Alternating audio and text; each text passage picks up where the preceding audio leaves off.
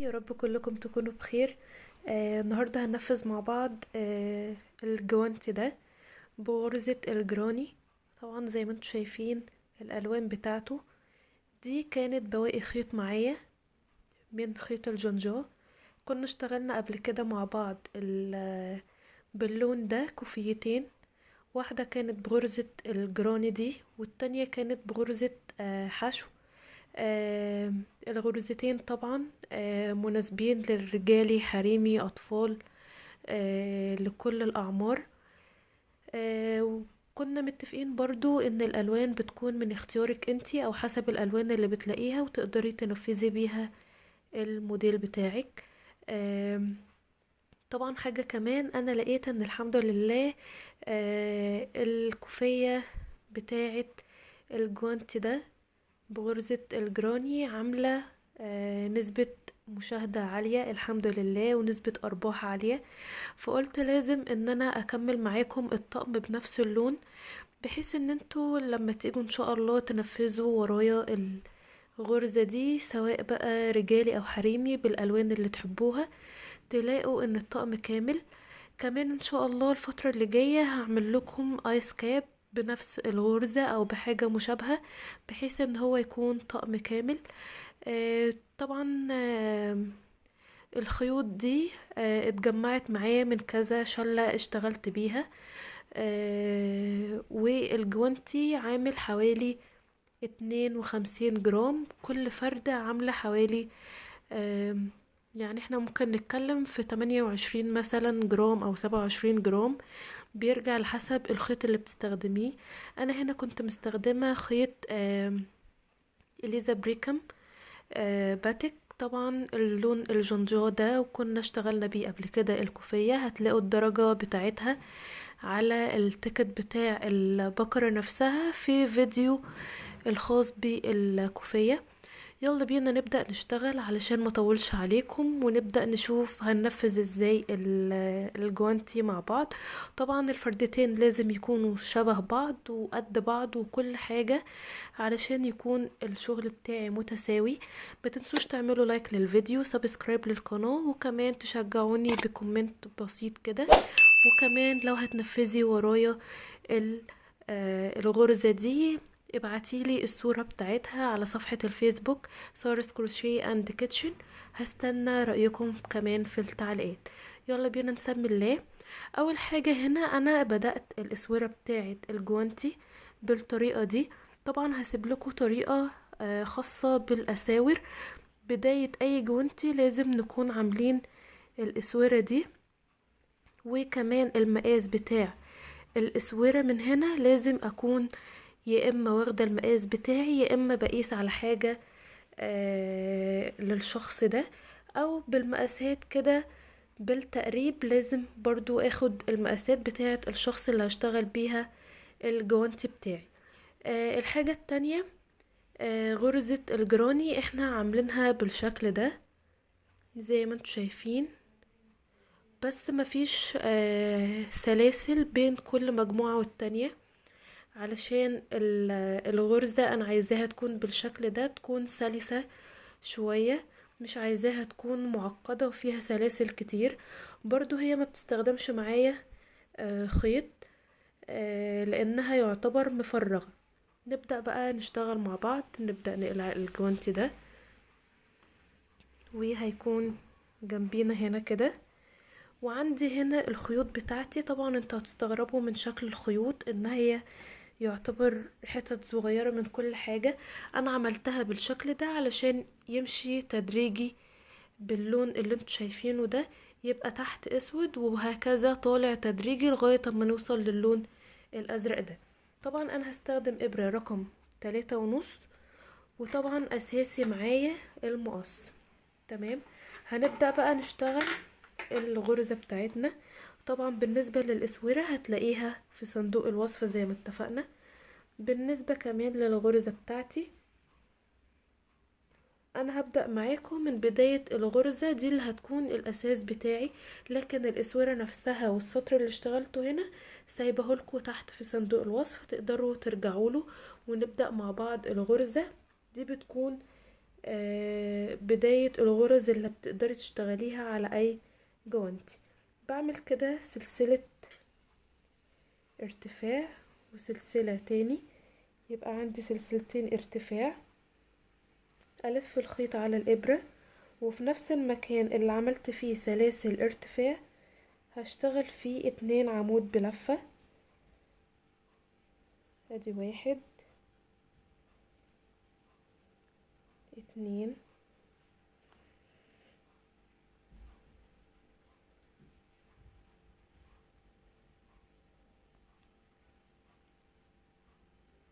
والف الخيط على الإبرة واعد 1 بالشكل ده. ادي 1 2 الغرزة التالتة هدخل فيها كده واعمل 3 عواميد في نفس الغرزة. ادي 1 2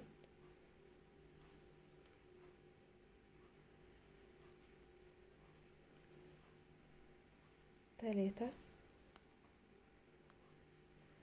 طبعا حجم الاسورة بيرجع لايد الشخص اللي هتشتغلي له الجوانتي، سواء راجل او ست او طفل او شاب او شابة، حسب العمر اللي انت بتشتغلي له. تقدري تاخدي المقاس بالمزورة او تكوني عارفة المقاس، او بفتلة بسيطة كده تجيبي فتلة بسيطة وتلفيها على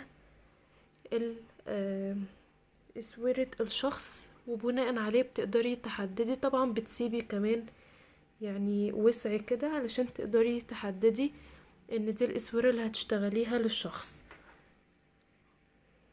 كده بالشكل ده عملنا مجموعتين. نعمل المجموعة التالتة. ألف الخيط على الإبرة، أعد 1 2 3، أعمل 3 عواميد في نفس الغرزة بالشكل ده كده. طبعا اللون يعتبر ان هو غامق، فيارب تكون الغرزة واضحة، ولكن الاسورة ان شاء الله هتلاقوها تحت في صندوق الوصف معمولة بلون فاتح علشان تكون سهلة وتقدروا تنفذوها بالشكل ده كده. هفضل ماشية بنفس الطريقة. اعد 1 2 الغرزة التالتة هشتغل فيها 3 عواميد، 1 2 الغرزة التالتة هشتغل فيها 3 عواميد، 1 2 الغرزة التالتة هشتغل فيها 3 عواميد لغاية اما اوصل للنهاية. هنا هوريكم هقفل السطر ازاي. هكمل وارجع لكم تاني. زي ما انت شايفة كده انا خلاص قربت من نهاية السطر بتاعي. اشتغلت فوق كل غرزة حشو مجموعة من الجراني 3 عواميد في غرزة واحدة. الخطوة بعد كده اللي هعملها، عندي اخر غرزتين اهم، 1 2. عندي اول مجموعة دي كنت اشتغلتها معاكم، كانت عبارة عن سلسلتين ارتفاع وعمودين جنب بعض في نفس الغرزة. هروح عند السلسلة الاولى في العمود الاول، هعمل فيها غرزة منزلقة علشان اقدر اقفل السطر بتاعي ويكون كل شغلي مظبوط اهو بالشكل ده. دي اول مجموعة، تمام. دي اول غرزة عمود بلفة عملتها. ادخل في الراس بتاعتها كده اعمل غرزة منزلقة واكون قفلت السطر بتاعي. الخطوة بعد كده اللي هعملها، هرتفع 2 سلسلة 3 سلسلة التانية 3، وهبدأ السطر التاني. ألف الخيط على الإبرة وهدخل في الفراغ، كل فراغ هيقابلني هشتغل فيه 3 عمود بلفة. ادي 1 2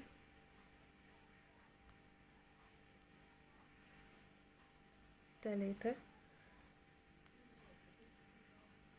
ألف الخيط على الإبرة، أروح على الفراغ اللي بعديه أشتغل 3 عمود بلفة. ادي التاني التالت. بنفس الطريقة افضل شغالة لغاية اما اخلص السطر التاني بتاعي بالطريقة دي.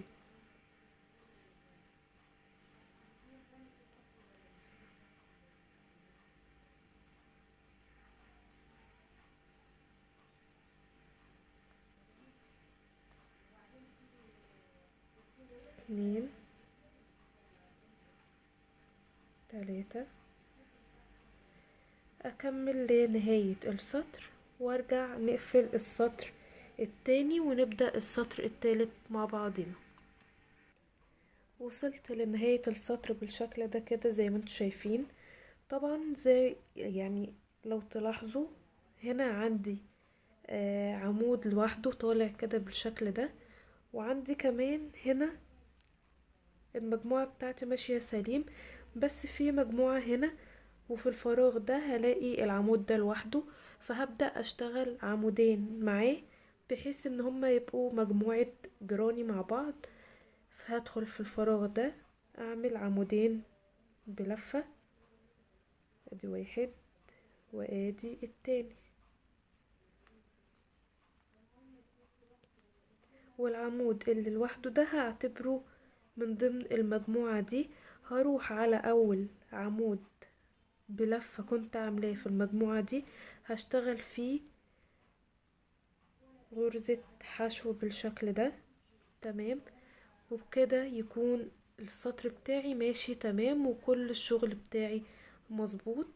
الخطوة التانية او السطر التالت هبدأ ارتفع 2 سلسلة، ادي واحد ادي اتنين، الف الخيط على الابرة.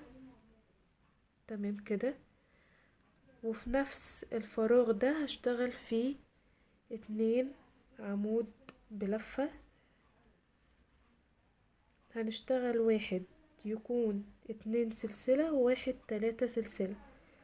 دي اول مجموعة في السطر التالت. الف الخيط على الابرة واروح على الفراغ اللي وراه اعمل مجموعة الجراني بتاعتي اللي هي 3 عمود بلفة.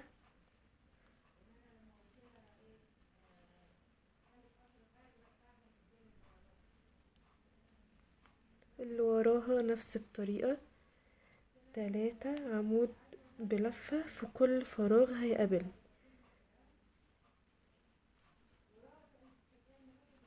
بالشكل ده كده. ده السطر التالت بتاعي. هكمل بنفس الطريقة لاخر السطر وهقفله برضو معاكم اوريكم هنبدأ السطر الرابع ازاي.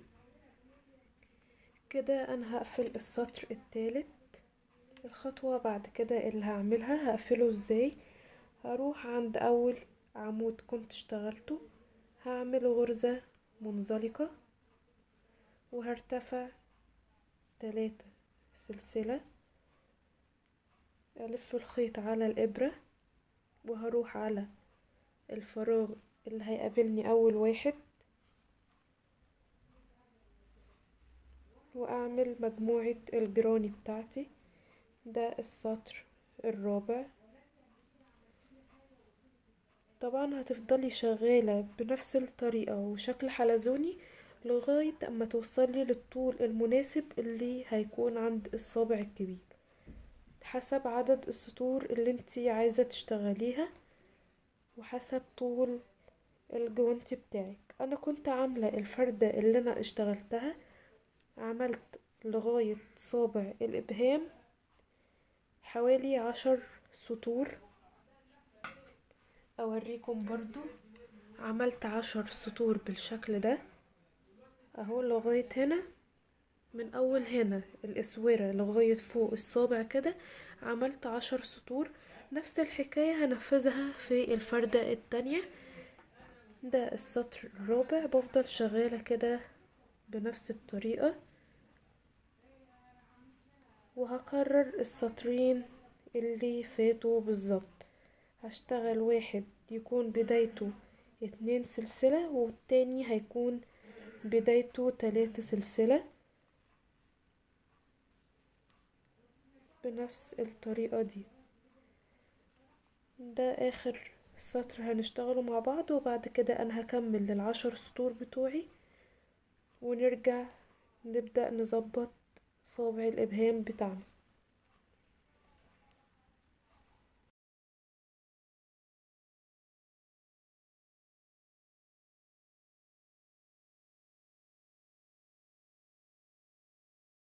جيت هنا عند نهاية السطر هلاقي الفراغ الاخير وهلاقي كمان عمود لوحده اللي هو بتاع سلاسل الارتفاع التلاتة. هلف الخيط على الابرة، هعمل عمودين بلفة في الفراغ ده،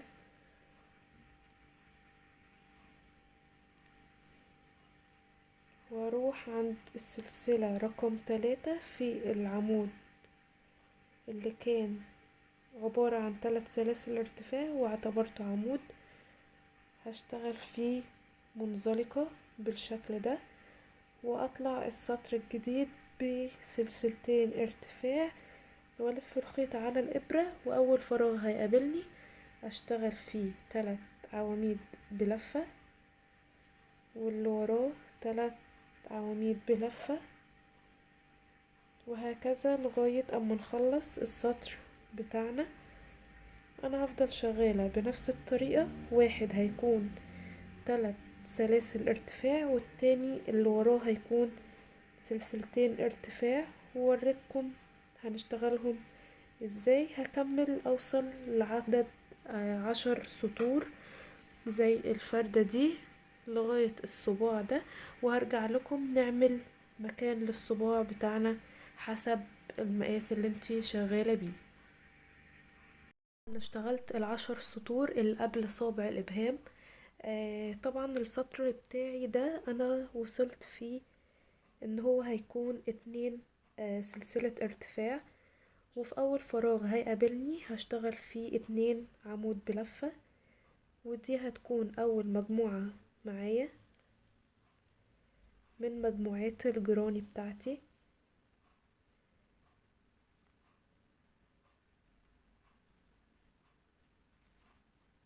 والفراغ اللي بعديه هشتغل فيه 3 عواميد بلفة،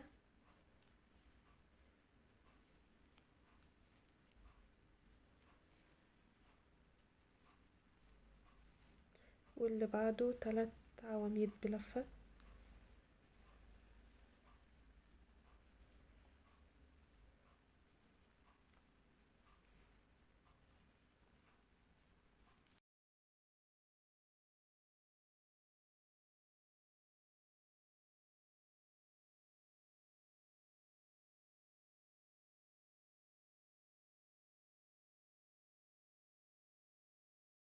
تبدأي تدخلي كده الجوانتي بتاعك في ايدك، وهتشوفي حجم الصباع هيكون تقريبا قد ايه. انا هعمله زي الفردة التانية، هسيب بس 3 المجموعات دول، هشتغل هنا وهسيب ال3 مجموعات دول، وهيكون دي قفلة الجوانتي بتاعي. هتكون هنا بالشكل ده، هشتغل مجموعة قصاد ده هتكون هنا، وهقفل السطر بطبعا غرزة منزلقة. هكمل هشتغل في المجموعة اللي فاضلة 3 عواميد بلفة،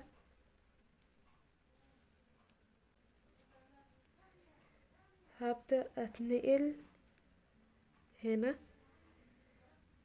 اول حاجة كنت عاملاها السلسلتين ارتفاع، هدخل كده في العمود الاول في الراس بتاعته، هعمل غرزة منزلقة، واكون عملت مكان للصباع بتاعي. هبدأ بقى اشتغل عادي، هعمل 3 سلاسل ارتفاع، 1 2 3، الف الخيط على الابرة، اشتغل في الفراغ اللي هيقابلني 3 عواميد بلفة،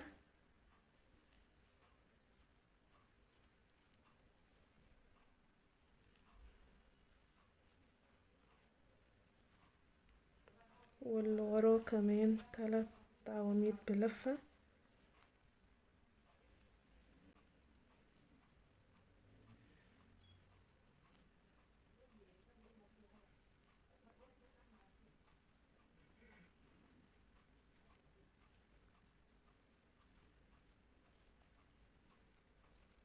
وهكمل بنفس الطريقة. اشوف انا عايزة يكون كام سطر. انا كنت بعد السطر بتاع صابع الابهام عملت 4 سطور، هعمل نفس الكلام اللي عملته في الفردة التانية. طبعا الفردتين بيكونوا شبه بعض، بيكونوا مناسبين ان انت تلبسي ده في الشمال او ده في الشمال او ده في اليمين او ده في اليمين، ما بيكونش ليه يعني حاجة معينة، لان هو من غير صابع، بيكون مفتوح بالشكل ده كده.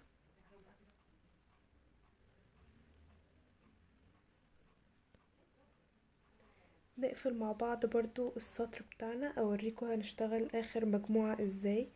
دي اول حاجة هتقابلني، اللي هي دايما متعودين بتكون عند الثلاث سلاسل ارتفاع. هشتغل في الفراغ هنا اللي فوق الصباع 2 عمود بلفة، ادي 1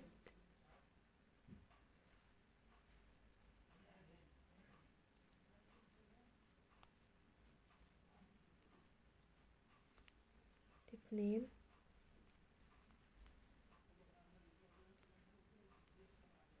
وهاجي عند السلسلة رقم 3 في الثلاث سلاسل ارتفاع، هعمل غرزة منزلقة. تمام كده، انا قفلت السطر بتاعي. هبدأ ارتفع 2 سلسلة، الف الخيط على الابرة. اول فراغ هيقابلني هشتغل فيه 2 عمود بلفة، وكل فراغ هيقابلني هشتغل فيه مجموعة الجراني بتاعتي، اللي هي عبارة عن 3 عواميد بلفة. هتوصلي للطول المناسب، هتشوفي هتعملي كام سطر ارتفاع، وتبدأي تظبطي طول الجوانت بتاعي سطر زيادة عن السطر اللي انا شغالة فيه ده، وهوريكم شكله النهائي هيكون عامل ازاي. وصلت لاخر السطر بتاعي، ابدأ اقفله. دول اخر مجموعة اشتغلتها، اللي هي عمودين بلفة. وعندي هنا الثلاث سلاسل ارتفاع، هدخل في السلسلة رقم 3، اعمل غرزة منزلقة. تمام، واعمل سلسلة ارتفاع، واسيب كده حتة من الخيط واقصها، واسحب الخيط بالابرة بتاعتي، وابدأ امشي جوه الشغل بتاعي جوه الجوانتي نفسه بالخيط بتاعي علشان اداريه. وبكده اكون خلصت الجوانتي بتاعي. طبعا الفردة دي اللي عملتها معاكم دلوقتي، ودي اللي كنت عاملاها قبل كده. يا رب تكون الفكرة سهلة وبسيطة وعجبتكم، وتقدروا كمان تنفذوها بكل بساطة. مستنية رأيكم في التعليقات، قولولي رأيكم ايه. اشوفكم على خير وفيديوهات جاية كتير. نتقابل بإذن الله. يا رب تكون سهلة وعجبتكم، وشكرا لكم على حسن المتابعة. استنوني في فيديو جديد عن قريب ان شاء الله. هننفذ حاجات شتوية كتير مع بعض. ما تنسوش تعملوا لايك للفيديو، سبسكرايب للقناة، وكمان تشجعوني بلايك وتقولوا لي رأيكم في الكومنتات. هتلاقوا طريقة الاسورة تحت في صندوق الوصف، وهتلاقوا كمان الكوفية الجوانتي ده تحت في صندوق الوصف. شكرا لكم، واستنوني في فيديو جديد، واشوفكم على خير. باي باي.